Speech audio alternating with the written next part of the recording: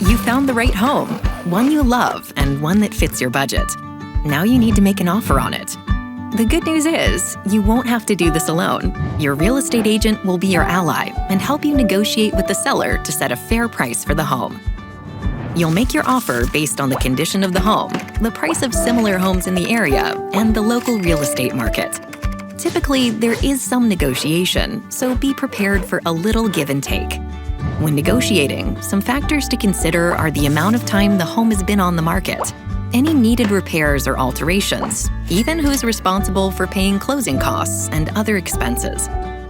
You also might want to add in any contingencies or conditions, such as selling your current home before you're able to purchase your new one. When you finally submit your offer, include a deadline for the seller's response and whether you're pre-qualified for your loan. You could even consider including earnest money to show you're serious about the offer. Making an offer is exciting and sometimes stressful, but with a little knowledge and the right help, you can be confident that you'll soon be closing on your perfect home.